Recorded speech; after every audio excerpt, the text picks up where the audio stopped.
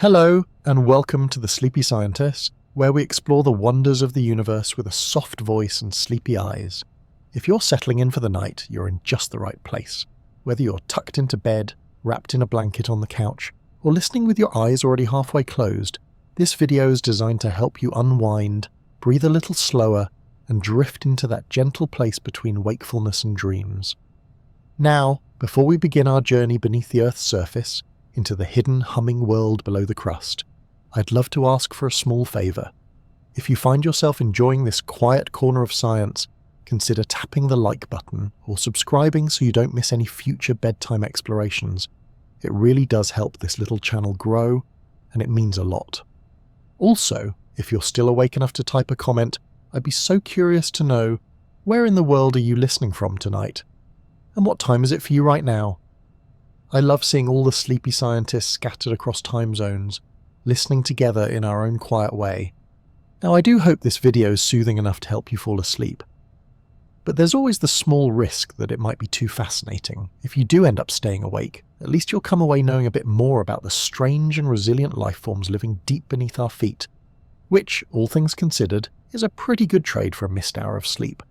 So take a deep breath in, let it go, and let's begin our descent, slowly, calmly, into the mysterious world beneath the Earth's crust. Beneath your feet at this very moment lies a world you rarely think about. It's not just dirt and rock, it's a layered masterpiece of planetary architecture, stretching down for thousands of kilometers, each level more mysterious and extreme than the last. Tonight, we're going on a journey downward, not too fast, don't worry, through the Earth's layers. We'll pass through places where the pressure is intense enough to crush submarines, and the heat could boil steel. It's not exactly a spa down there, but somehow some things live in it. Let's start with the bit we're most familiar with, the crust. This is Earth's outermost shell, and it's surprisingly thin. Imagine peeling an apple. The skin of the apple is the crust. On land, it's usually between 30 to 50 kilometers thick. Under the oceans, it can be as thin as just 5 kilometers. That's basically the difference between a hiking trail and a subway ride. And yet, this fragile crust is where all known surface life, including you and me, has evolved, walked, danced, and occasionally stubbed its toe. The crust is made up mostly of igneous rocks like basalt and granite, mixed with sedimentary layers and bits of metamorphic rock. It floats ever so delicately on the mantle beneath it, like crackers on a very hot gooey cheese dip. Which brings us to our next stop, the mantle. Once you break through the crust, you enter the mantle, which stretches down to about 2,900 kilometers below the surface. That's a long fall, so let's take our time. The mantle is split into two parts, the upper mantle and the lower mantle. The upper part is partially molten and very slowly moves, which causes the tectonic plates above to drift. This is the engine behind earthquakes, volcanic eruptions, and the slow rearrangement of continents. So you can thank the upper mantle for Pangaea and for Iceland being on top of a volcanic hotspot.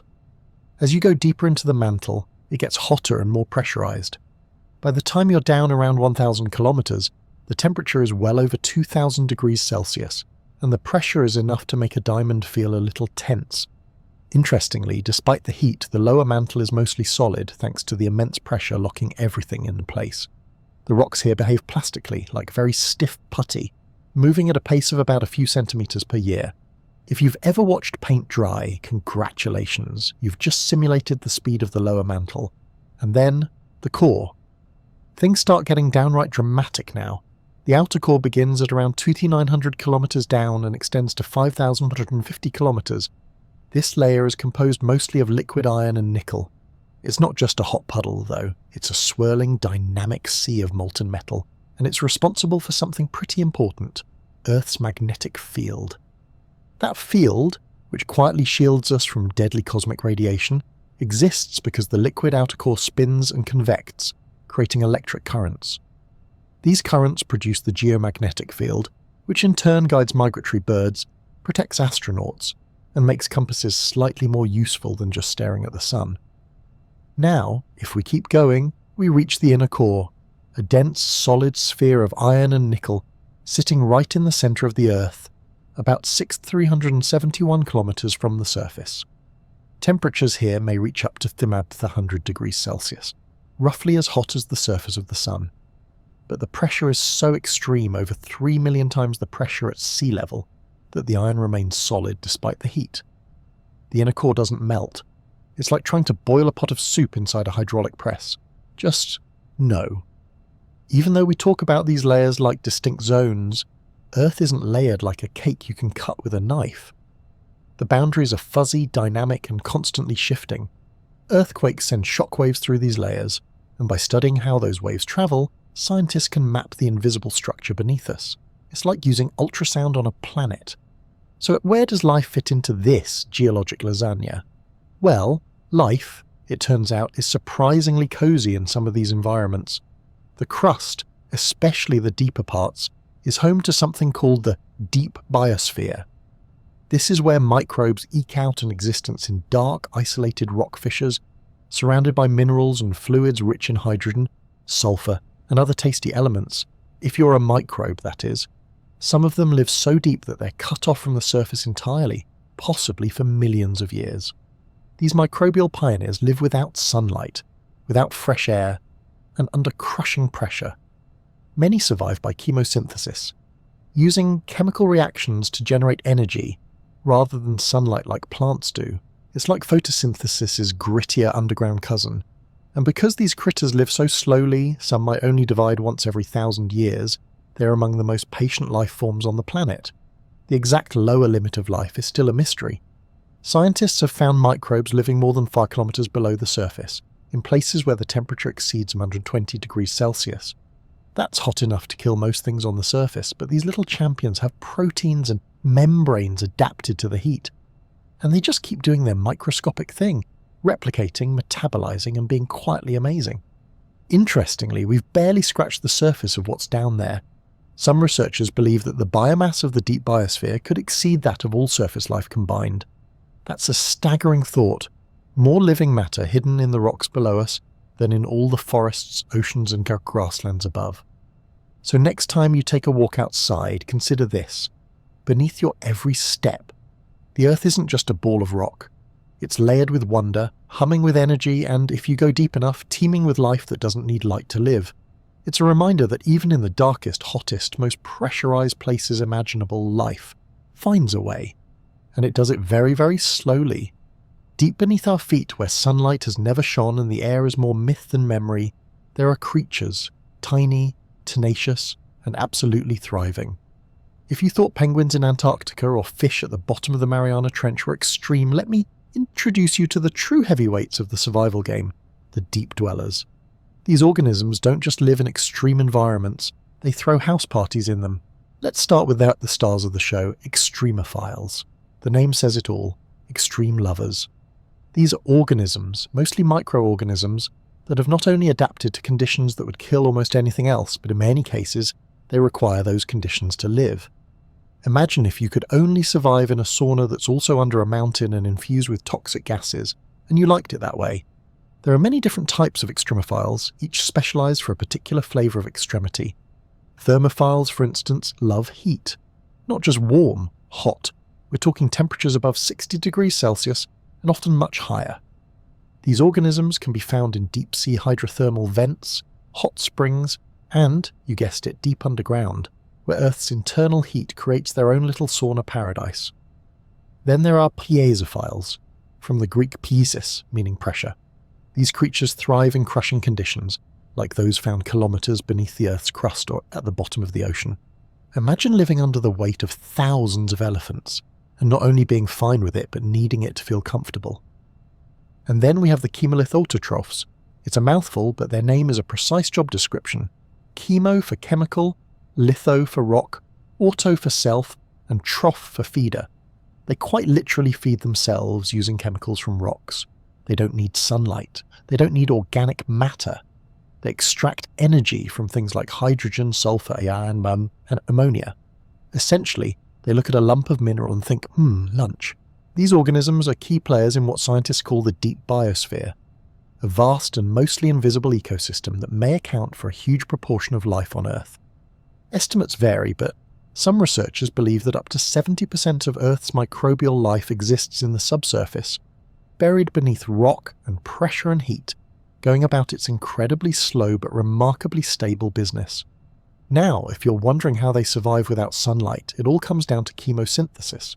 Unlike plants, which convert sunlight and carbon dioxide into energy through photosynthesis, these microbes use chemical reactions. For example, they might oxidize hydrogen gas released by radioactive decay in rocks, or convert iron compounds into usable energy. It's like solar power, but with a hard hat and a pickaxe. One of the most interesting habitats for these underground microbes is within rock pores and fractures. Deep in the crust, rocks like granite and basalt aren't solid fortresses. They have tiny cracks and pockets filled with fluid. These microscopic spaces become microbial condos.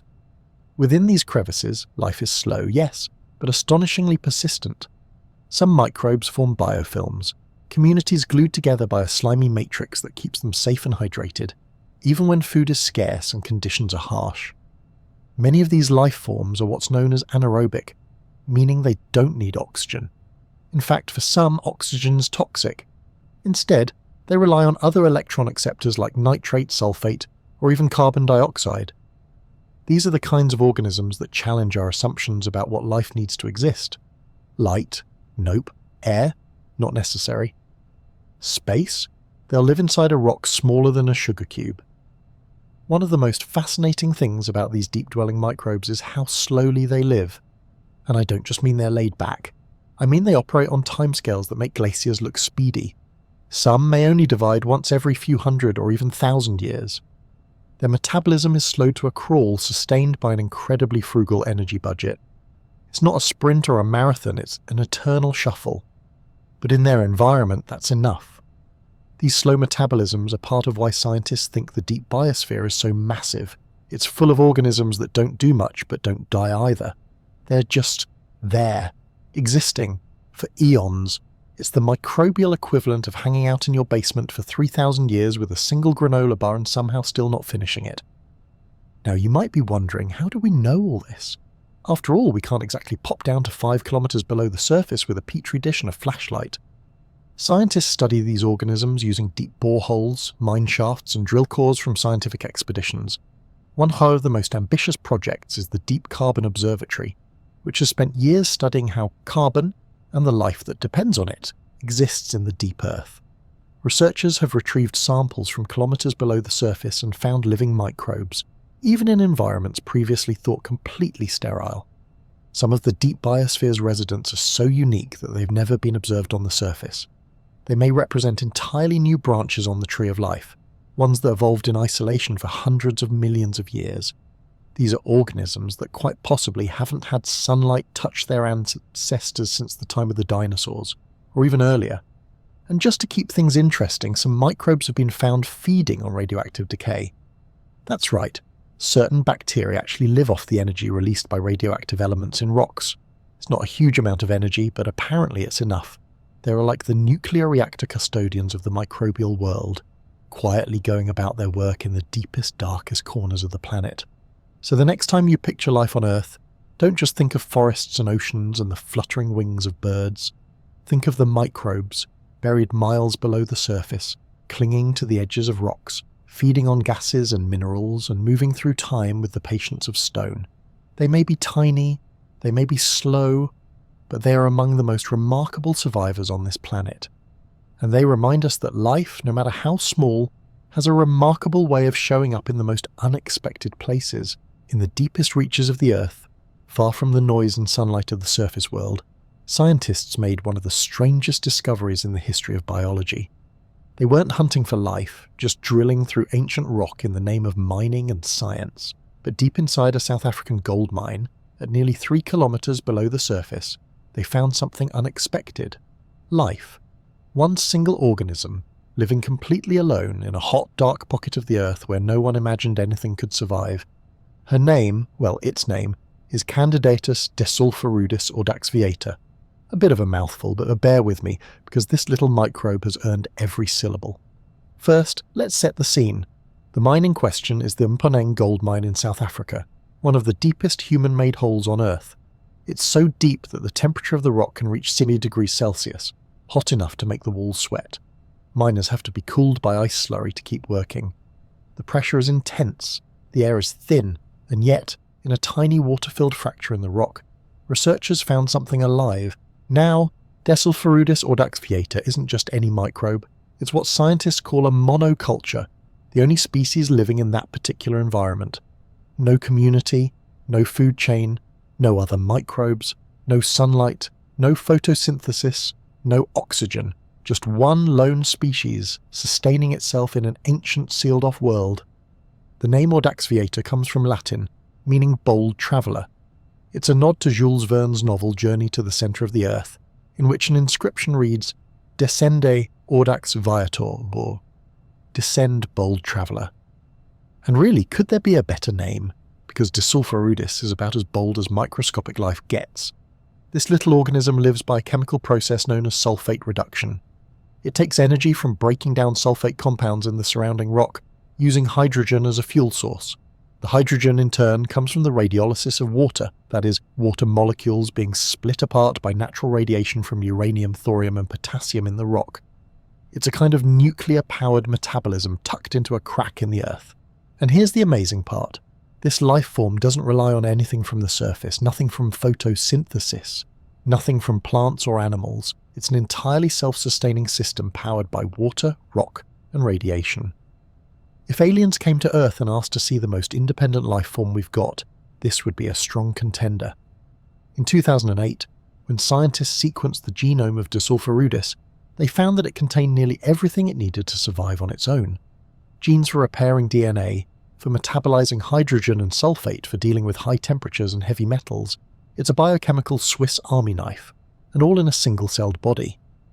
What makes this discovery so thrilling, apart from the whole living alone at the bottom of the world thing, is what it tells us about life in general. If something can survive in complete isolation, with no organic input from the surface, what does that mean for life elsewhere? It shifts the goalposts dramatically. For decades, scientists searching for extraterrestrial life have looked to places like Mars, Europa, one of Jupiter's moons, and Enceladus orbiting Saturn. These are cold, dark worlds, harsh by our standards, but they also contain rock, water and energy sources. Sound familiar? It turns out you don't need a sunny meadow to support life. You just need chemistry and time. Desulforudis has become a poster child for astrobiology, the study of life in the universe. It proves that microbes don't need much to survive, and in doing so it raises a hopeful possibility.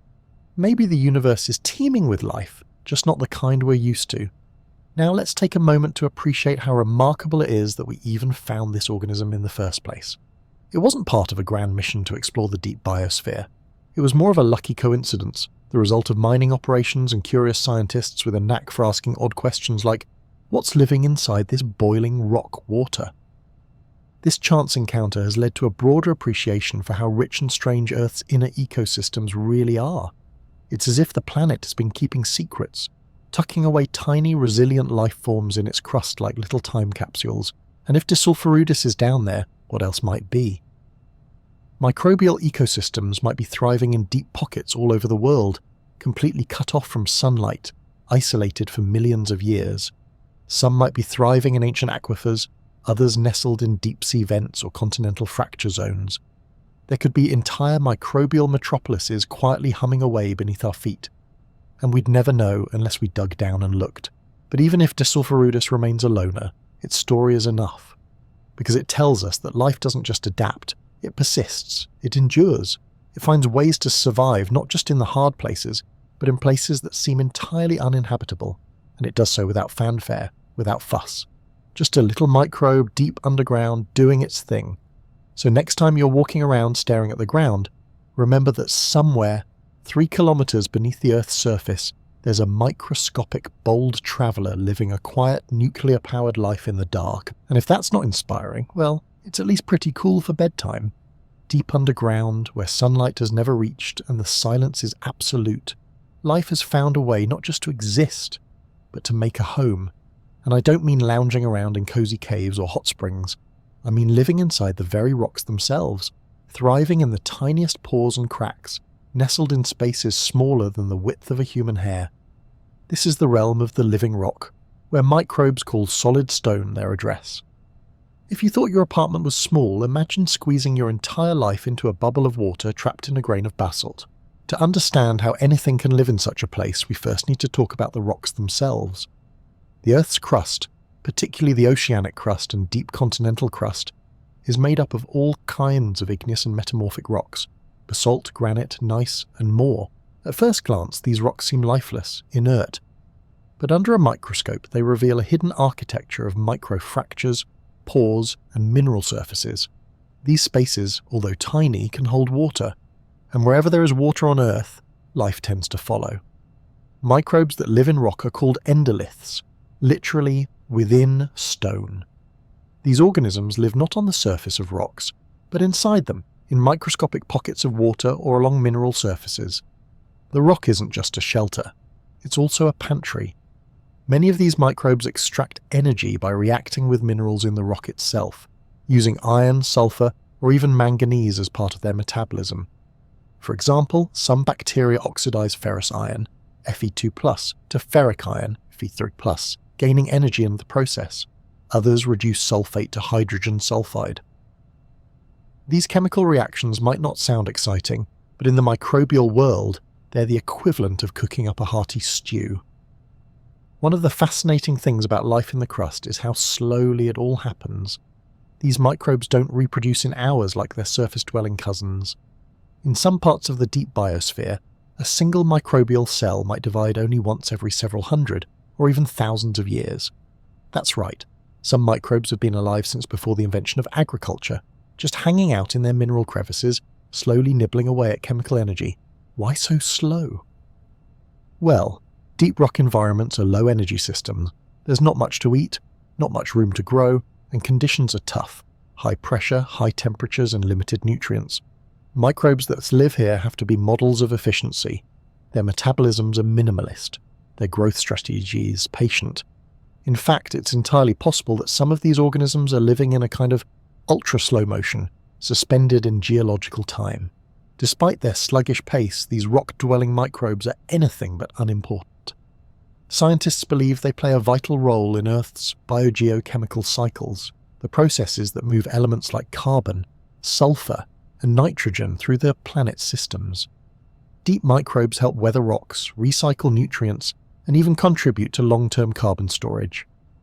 In a way, they're like the quiet maintenance staff of Earth, working unseen in the background, keeping the planetary machinery running smoothly. They also form biofilms, which are communities of microbes glued together by a protective matrix. In the deep biosphere, biofilms help microbes stick to rock surfaces, trap nutrients, and resist harsh conditions. They can even form slimy layers on the walls of deep fractures, acting like miniature microbial cities with structure and function. Another fascinating element of life inside the crust is the symbiotic relationships that can form. Some microbes work together to exchange nutrients, or to break down minerals that neither could manage alone. In these tiny rock pores, cooperation can be a matter of survival. One species' waste might be another's dinner. It's the ultimate in microbial recycling. And what about the conditions? Well, as you go deeper, the pressure increases dramatically, around 1,000 times greater for every 10 kilometers down. Temperatures rise too, sometimes exceeding 120 degrees. For most surface organisms, that would be a death sentence. But the microbes of the deep are adapted to thrive in these extreme environments. Some have heat-resistant proteins that don't unravel in the heat. Others have specialized cell membranes that remain stable under pressure. Their DNA repair mechanisms are robust, able to withstand the occasional burst of radiation from naturally decaying elements in the rock. These aren't just survivors, they're specialists, honed by billions of years of evolution to endure conditions that seem utterly inhospitable. And still, they remain largely invisible. Even with the best technology, it's difficult to sample the deep crust without contaminating it. Scientists used specialized drilling equipment and ultra-clean techniques to ensure they're not just detecting surface bacteria that hitchhiked on the drill bit. It's painstaking work, but the discoveries are worth it. Every new sample, every unexpected genome, adds another piece to the puzzle of Earth's deep biosphere. And that puzzle keeps getting more intriguing. Some microbes discovered in deep rock samples have no close relatives on the surface. Others possess genes for functions that scientists still don't fully understand. There's a growing sense that the deep biosphere isn't just an extension of life above, it's its own unique realm, with its own evolutionary paths. This also raises tantalizing questions. How long has life been living inside the crust? Could it have originated there? Some researchers argue that early Earth may have been so hostile on the surface, bombarded by meteors and UV radiation, that life might have started underground, protected by rock, nurtured by chemical gradients, and slowly working its way outward. It's a humbling thought that while we tend to picture life as a thing that flourishes in the light, the first spark may have glowed in the dark. So the next time you pick up a rock, just consider, it might once have been home to a thriving microbial community. It might still be. Life isn't always where we expect it. Sometimes it's locked away in silence, slow and stubborn and steady, quietly proving that even the hardest stone can be full of life. Beneath our oceans, under the continents, and deep into the Earth's mantle, lies something remarkable. A hidden ocean. Not a vast, sloshing sea like the Atlantic or Pacific, but a world of water locked within minerals, trapped in rock, and soaked into microscopic pockets in the crust and mantle. And while it may not be the kind of ocean you can swim in, it could contain more water than all the surface oceans combined. Let's start with what we normally think of when we say water. The oceans we know and love are just a thin film on the surface of our planet.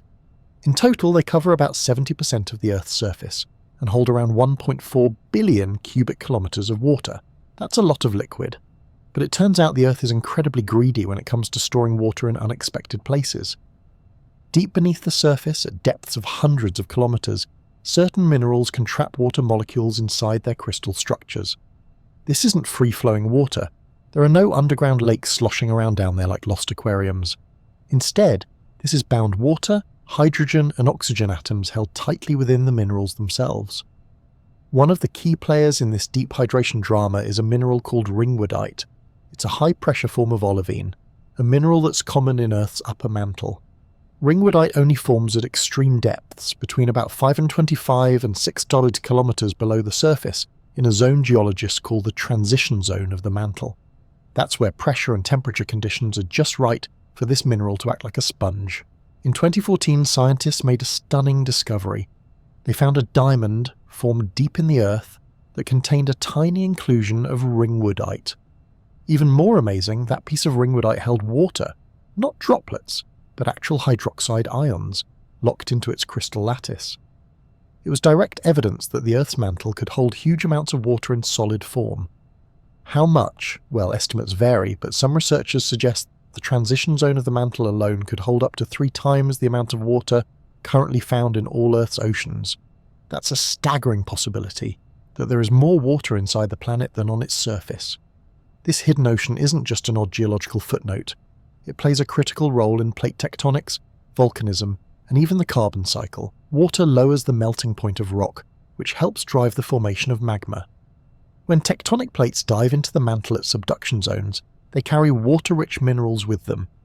As these minerals descend and heat up, they release their water, which causes surrounding rock to melt and form magma. This is why volcanoes often form above subduction zones.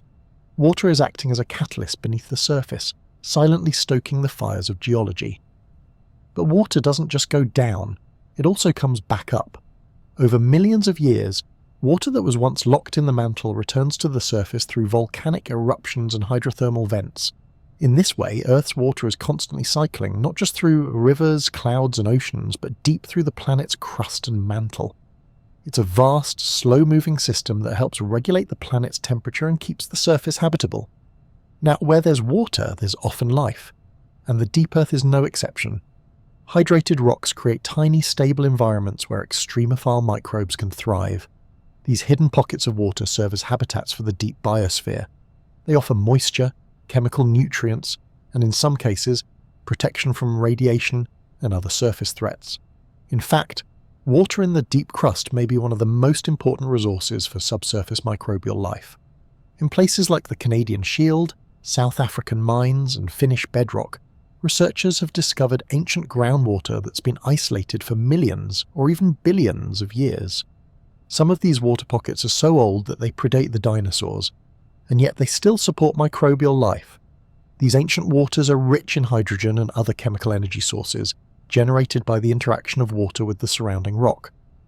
It's a natural chemistry lab, and the microbes that live there, often slow-growing, long-lived and metabolically conservative, have adapted to survive in these timeless conditions. Some of these organisms are so uniquely suited to their environments that scientists believe they might represent entire new branches of life.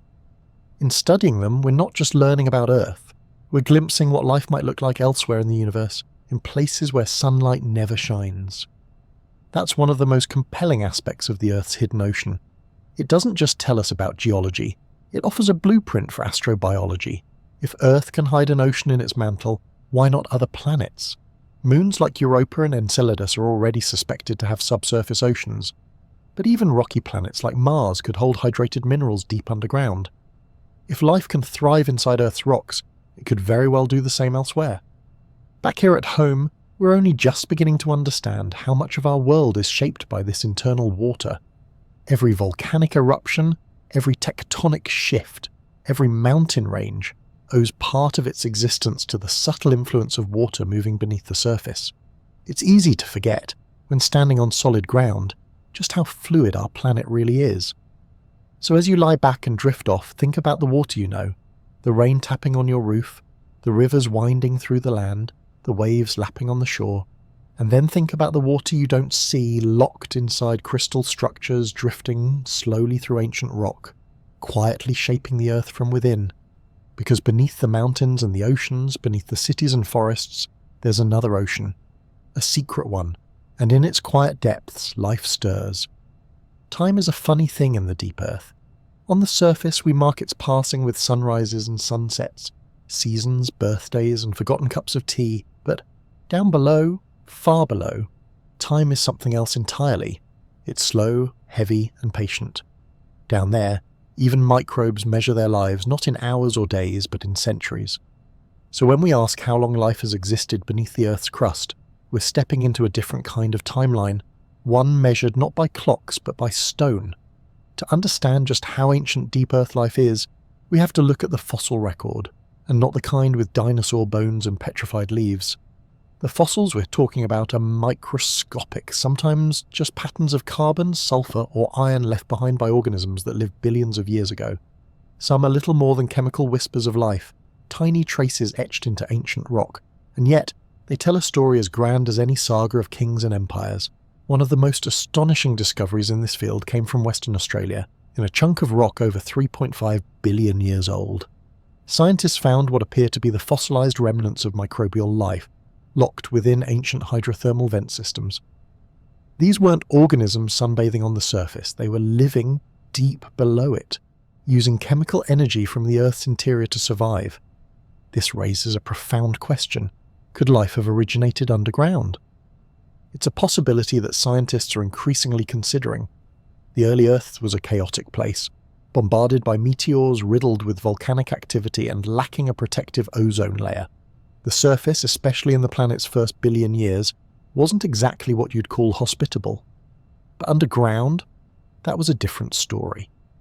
Beneath the surface, the temperature was more stable, radiation levels were lower, and chemical gradients, energy sources essentially, were abundant. It's entirely possible that life didn't emerge in shallow seas as once thought, but instead began within the crust, in the safety of rock fractures and mineral pores, slowly evolving and expanding upward as the surface became more forgiving. Even today, deep life persists in places untouched by surface events. Massive asteroid impact, no problem. Ice age, still warm down here. A solar flare that knocks out satellites. The microbes 4 kilometers below the surface won't even notice. This kind of biological isolation means that some microbial lineages might have been evolving independently for hundreds of millions or even billions of years, separate from surface ecosystems. What's even more astonishing is how old some of these living systems appear to be. In mines in South Africa and Canada, scientists have found ancient water, fluid trapped in rock fractures, cut off from the surface for hundreds of millions of years. In these waters, they've found microbial communities that appear to have been living continuously in isolation, feeding on hydrogen and sulfate, generating energy in the dark like tiny biochemical engines. In some cases, these microbes haven't seen the sun since before the first fish wriggled through the seas. Some may have been around since the days of the first multicellular organisms, back when life on the surface was still figuring out how to grow limbs. And it's not just the microbes that are old. The rocks themselves serve as time capsules. By studying isotope ratios and mineral inclusions, scientists can track the chemical signatures of life going back billions of years. Even when the organisms are long gone, the patterns they left in the rock, like biofilm textures, elemental imbalances, or trapped gases, can reveal that life once wriggled or metabolized there. This is where geology and biology intertwine in a kind of scientific poetry. The stone tells the story, and we just have to learn how to read it. What's perhaps most beautiful about the deep biosphere is its constancy. It's not flashy. It doesn't change rapidly. While surface ecosystems rise and fall with climate shifts, extinction events, and evolutionary bursts, the deep biosphere just persists. It endures in slow motion with a kind of microbial patience that defies our usual sense of urgency. This slowness might be one of its greatest strengths. Living at such a sluggish pace means deep microbes are incredibly efficient.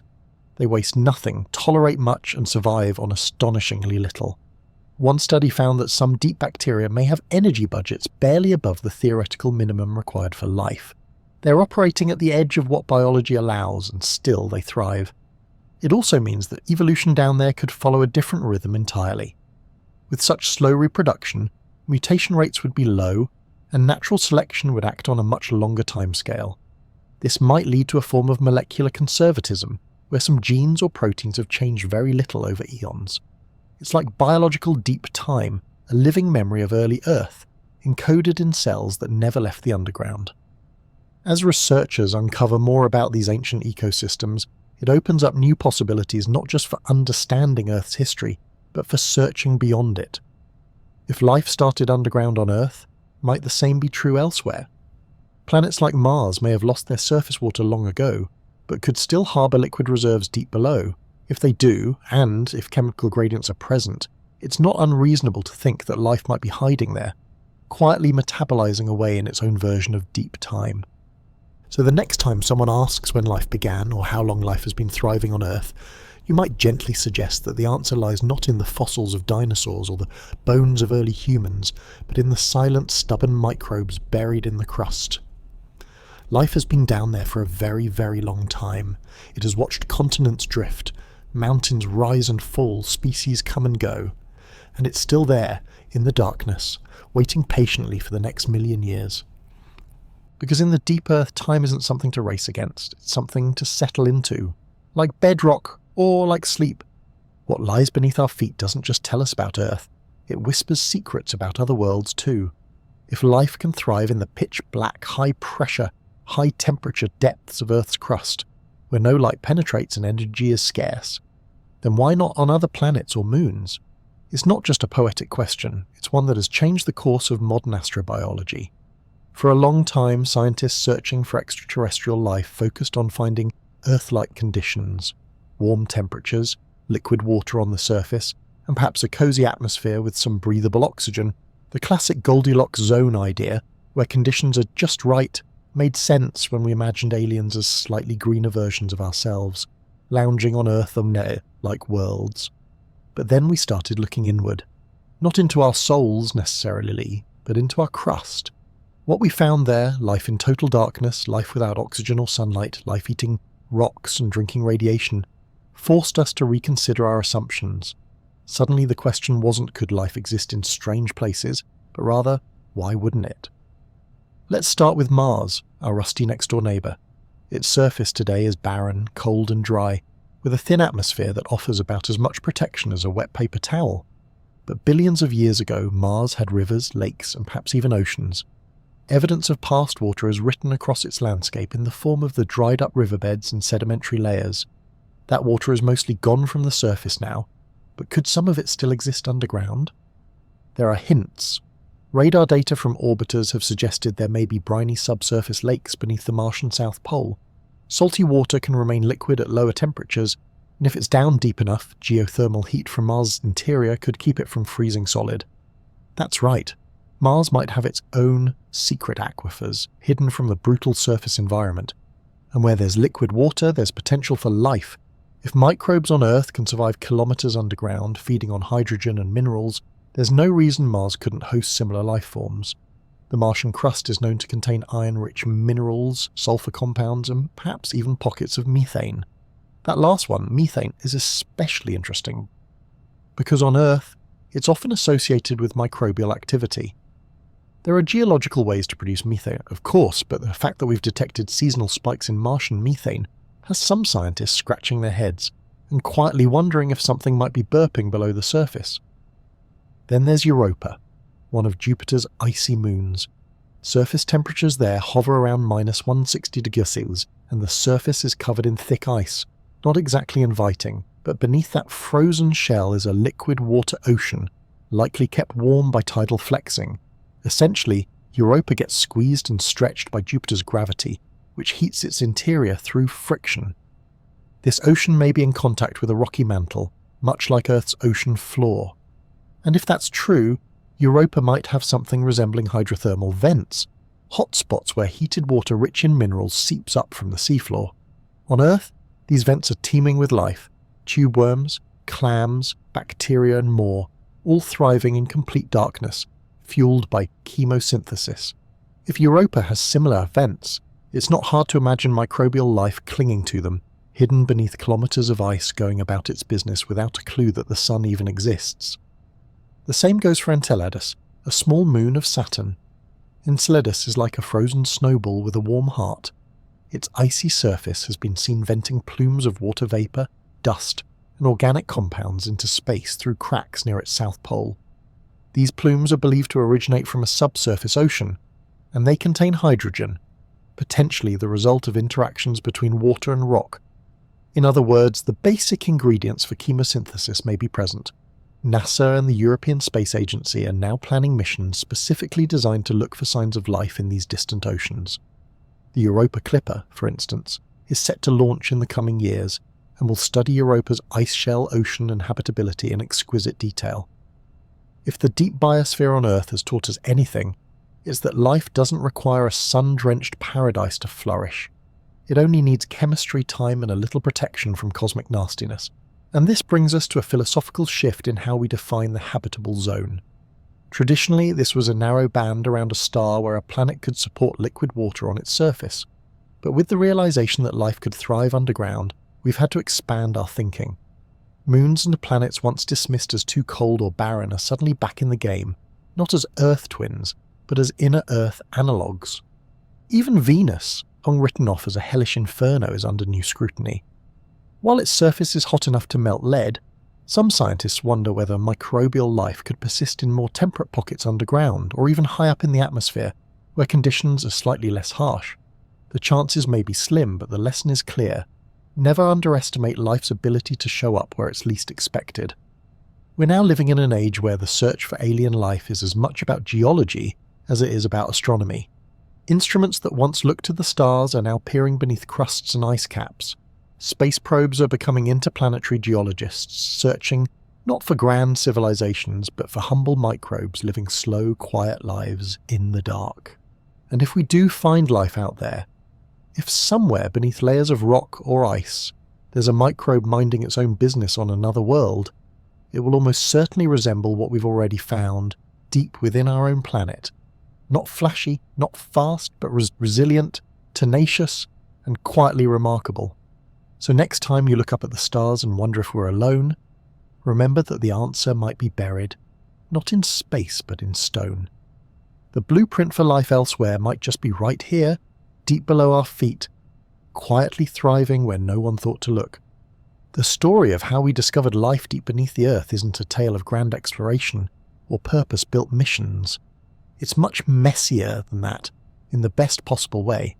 Like so many of science's most surprising revelations, it began with a bit of curiosity, a lot of drilling, and more than a few accidents. For decades, humans have been digging into the Earth, not to search for life, but for things like gold, oil, and answers to geological questions. It turns out that the tools and tunnels we've used to pull treasure from the ground have also opened windows into the hidden world below.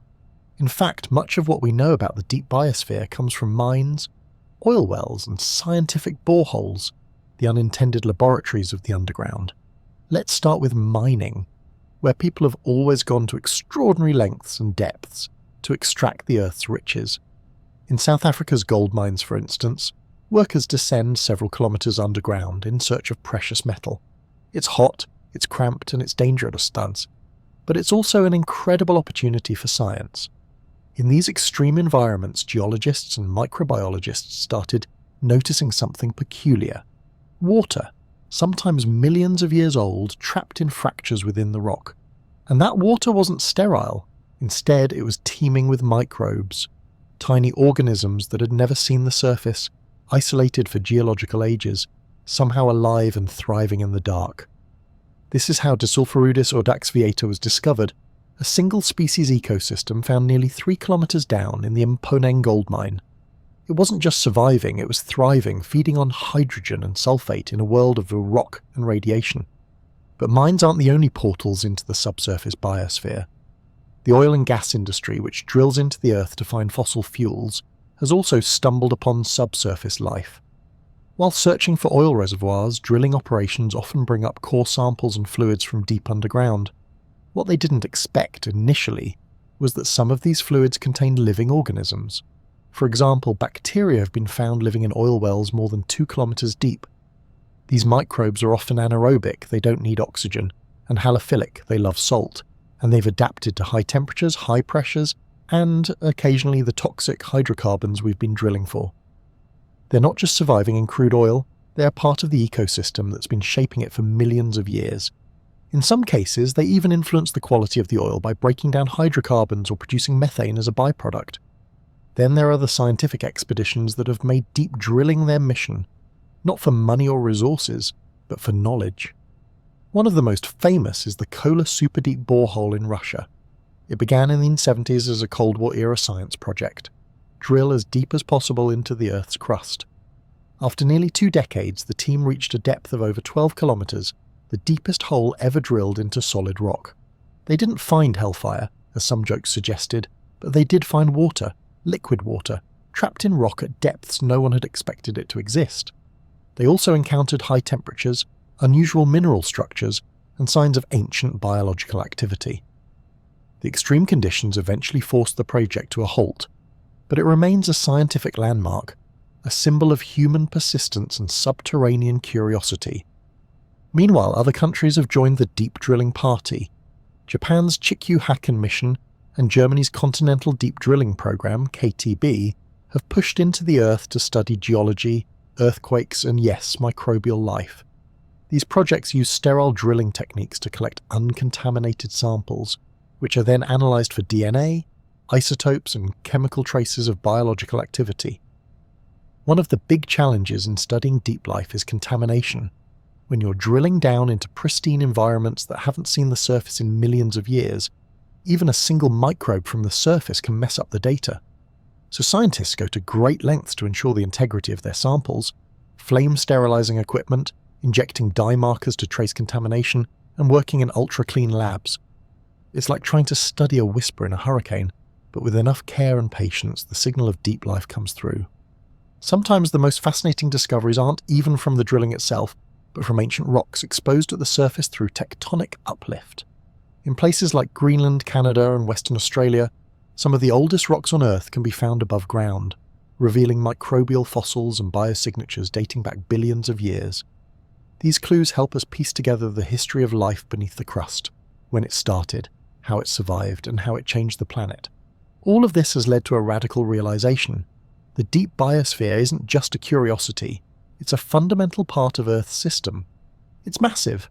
Some estimates suggest it could account for up to 20% of Earth's total biomass. It's diverse, filled with lineages of microbes unlike anything found on the surface, and it's ancient, possibly among the oldest forms of life on the planet. Our accidental discoveries through mining and drilling have transformed our understanding of life. What was once thought to be barren rock is now known to be teeming with hidden ecosystems. The idea that life requires sunlight, oxygen, and surface-level comfort has been completely overturned. In fact, the Earth may be more alive inside than it is on top. So next time you hear about a mine or a deep drilling project, think beyond the machinery and the minerals. Think of the unseen layers of life, the microbial cities hiding in fractures, the ancient water carrying whispers of biology through stone. In the shadows of our deepest excavations, we're not just uncovering resources, we're discovering ourselves and what it really means to be alive on this planet. And all of it began not with a eureka, but with a humble drill and a bit of human curiosity. When we talk about life beneath the Earth's crust, it's easy to imagine it as a niche curiosity, some microbes here, a bit of geological trivia there. But the truth is far more profound. Deep life isn't just bizarre or fascinating, it's important. It plays a critical role in the workings of our planet, shaping its chemistry, cycling essential elements, and even influencing the atmosphere we breathe. And the implications go well beyond Earth. Let's start with the basics, the carbon cycle. Most of us are familiar with the surface versions. Plants absorb carbon dioxide, animals breathe it out, and the ocean soaks up a good portion. But beneath the surface, a quieter, slower carbon cycle is playing out. Deep-dwelling microbes participate in this cycle by consuming and producing carbon-based compounds, often in the form of methane or carbon dioxide. In particular, methanogens, microbes that produce methane as a byproduct of their metabolism, live in deep rock formations and sediment layers. They help convert carbon from rocks and ancient organic matter into methane, which can slowly migrate upward and escape into the atmosphere. On the flip side, methanotrophs, microbes that consume methane, can capture and metabolize this gas before it escapes, acting as a kind of biological filter. This subtle balance between methane producers and consumers deep underground has a direct impact on global climate. Methane is a powerful greenhouse gas, far more potent than carbon dioxide over short timescales. If more of it escapes from the subsurface biosphere due to warming or drilling, it could accelerate climate change. Conversely, understanding and potentially harnessing the abilities of deep microbes to capture or convert methane could offer tools for climate mitigation in the future. Then there's the sulfur cycle, another area where deep life excels. Sulfate-reducing bacteria are common in subsurface environments, and they play a key role in transforming sulfur compounds. These microbes use sulfate as an electron acceptor in their metabolism, converting it into hydrogen sulfide. This may sound like a minor process, but it affects the chemical composition of groundwater, the formation of certain types of ore deposits, and the overall redox state of the crust itself. It's like microbial terraforming on a microscale, gradually shaping the chemistry of entire geological systems. The deep biosphere also has implications for nutrient recycling. Nitrogen, phosphorus, and trace metals essential to life on the surface often originate from deeper geochemical processes. Microbes in the deep crust can mobilize these nutrients, making them available to other systems through slow, steady cycling. In oceanic crust, for example, microbial communities in basalt can weather rock, releasing nutrients into seawater over long periods of time. This supports surface productivity and maintains ocean chemistry. So in a sense, the health of surface ecosystems may rely, in part, on the quiet toil of microbes far below. But perhaps even more intriguing is the idea that deep life challenges our very definition of what an ecosystem is. We tend to think of ecosystems as visible, tangible things, rainforests, coral reefs, deserts. But what if one of the planet's largest ecosystems is invisible and almost entirely inaccessible? The deep biosphere, by some estimates, may rival or even surpass the mass of surface life. That's not a footnote in biology, it's a fundamental shift in how we understand life on Earth. This has practical applications as well. Deep microbes are already influencing technology and industry. Some species have enzymes that function at high temperatures and pressures, making them valuable for biotechnology, from industrial chemistry to pharmaceutical development. Others produce compounds with antibacterial or antifungal properties, and researchers are actively studying them for potential new medicines. When life evolves in the pressure cooker of Earth's crust, it develops some pretty impressive survival strategies, and some of those strategies could help us solve modern problems. Even more, these microbes may have a role in environmental cleanup. Certain species can degrade hydrocarbons, reduce toxic metals, or even neutralize radioactive waste. Scientists are investigating how these organisms could be used in bioremediation, a fancy term for using life to clean up environmental messes. Imagine harnessing a deep-living bacterium that can stabilize uranium waste or digest oil spills. These aren't sci-fi scenarios. They're real areas of research, inspired by the resilience of Earth's underground life. And then, of course, there's the philosophical side of it all. Discovering that so much life exists beyond our view, moving at its own pace, completely unaware of us and unaffected by surface events, is humbling. It reminds us that life is not confined to the cozy margins we inhabit. It is persistent, adaptable, and diverse beyond expectation. The deep biosphere shows us that the story of life on Earth is far larger and older than we imagined, and possibly far more universal. Because if life can exist here, inside the Earth, under pressure and heat, in the absence of sunlight, then why not elsewhere? The same principles apply to other worlds. If we find life on Mars, or beneath the ice of Europa, or in the crust of some distant exoplanet, it may resemble the microbes we've already met right here at home. And that would be one of the most profound scientific revelations in human history, that we were never really alone, even in the darkness. So while it may not always make headlines, the deep biosphere matters. It matters for the climate, for our ecosystems, for technology, for medicine, and for our understanding of life itself. It's a world beneath the world, a hidden force that shapes our planet and challenges our imagination. The next time you glance at the ground beneath your feet, remember, it's not just rock and dirt. It's a living layer, quiet and unseen, but vast and vital.